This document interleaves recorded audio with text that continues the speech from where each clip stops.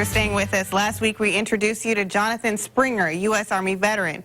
We left off with Jonathan becoming a field artillery officer with the 101st Airborne and preparing for his next deployments. Here's part 2 of his story.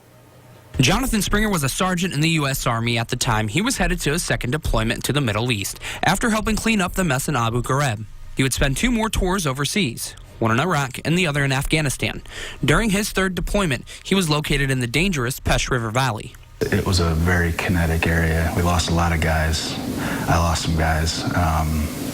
And it was just, you're out there every day fighting. I mean, really fighting. And so,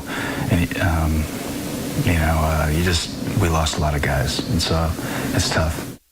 One of the most intense battles he was a part of was a 15-hour firefight between his company and a group of terrorists.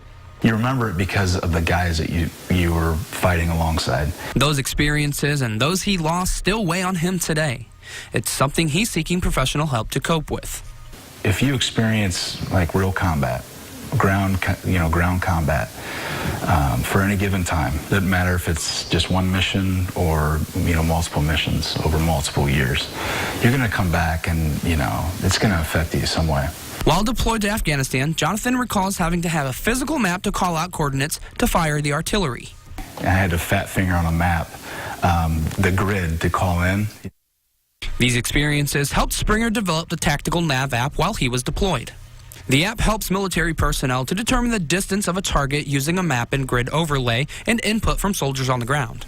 I knew it worked when I had a beta version and we took 2 rounds of mortars. One guy was wounded, and I didn't have my compass on me at the time because I was a fire support officer, but I had my app, and so I zeroed in on the location of these, the location of the mortar tube, where I saw the smoke, and called in, I think, a battery 4, and we killed 2 guys. But the app isn't just for the military. Tactical Nav was even used in Paradise, California, to help fight fires and rescue families. Springer says part of his success goes all the way back to when he was in a different uniform. Coach Donnelly, really kind of took us under his wing, groomed us into, outstanding men, football players, and that translates very well to, the Army as a young guy on a team. For Hometown Heroes, I'm Caleb Saylor.